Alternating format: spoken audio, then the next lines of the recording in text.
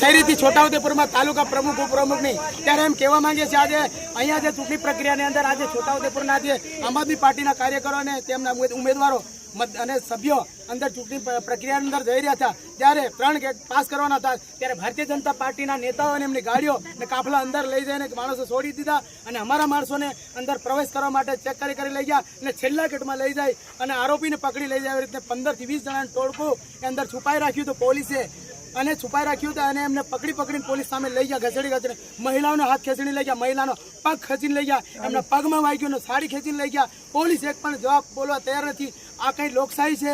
આજે ચૂંટણીમાં આવી રીતે થતી હશે દેશની અંદર? આજે દેશની અંદર લોકશાહીનો વિનાશ કરી રહી છે આ ભારતીય જનતા પાર્ટી. અમે સખત વિરોધ કરીએ છીએ. આ ચૂંટણી નહીં થવી જોઈએ અને બહિષ્કાર કરીએ છીએ. આવી રીતે ચૂંટણીઓ કરશે તો અમને આમ આદમી પાર્ટી હોય કે કોઈ પાર્ટી એમને જાહેરમાં પોલીસ ગોળી મારી દે, અમને મારી નાખે, તમે સ્વતંત્ર તમારો હવાલો લઈ લે. આમ આદમી પાર્ટી અમને કોઈ વિરોધ નહીં, પણ દેશની અંદર ચૂંટણી આવી રીતે નહીં થવી જોઈએ. સખત વિરોધ છે. આખા દેશ માટે પડકારજનક વિષય છે. આવી રીતે આરોપીને પકડીને લઈ જતા હોય એવી રીતે આ જે ઉમેદવાર છે એનો અધિકાર છે, એનો લોકશાહીનો અધિકાર છે, એનો અધિકાર છીની રહી છે આ ભારતીય જનતા પાર્ટી.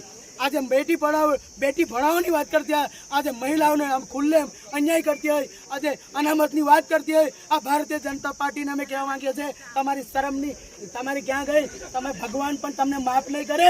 તમે મરી જાઓ તો તમને મોડામાં આમ આદમી પાર્ટીના કેટલા સભ્યોને લઈ ગયા? અમારા આમ આદમી પાર્ટીના 3 સભ્યોને પકડીને લઈ ગયા છે. થોડી શરમ કરવી જોઈએ. આ રીતે કહી દઉં થાય છે. કોણ લઈ ગયું?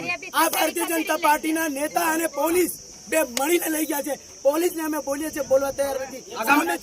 એમના માણસો, એમના પોલીસ અંદર છે. પત્રકાર, મીડિયા, વિડીયોગ્રાફરને અંદર જવા માટે અનુમતિ માટે કાલે ચૂંટણી અધિકારી અમે સવાલ કીધું.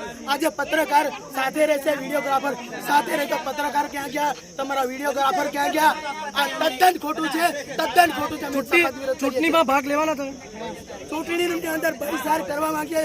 તદ્દન ચૂંટણી નહીં થવી જોઈએ. આગામી દિવસોમાં કેવી રણનીતિ? આગામી દિવસોને અમે સખત વિરોધ. આખા ભારત દેશની અંદર આવી રીતની કોઈ ચૂંટણી થવી નહીં જોઈએ. આંદોલન કરવાના? આંદોલન અમારા ઉગ્ર આંદોલન રહેશે. ભારતની અંદર પૂરા દેશના લોકો મતદાતાઓ બહાર નીકળશે, રોડ પર આવશે, રોડ પર સદન સુધી આંદોલન કરશે.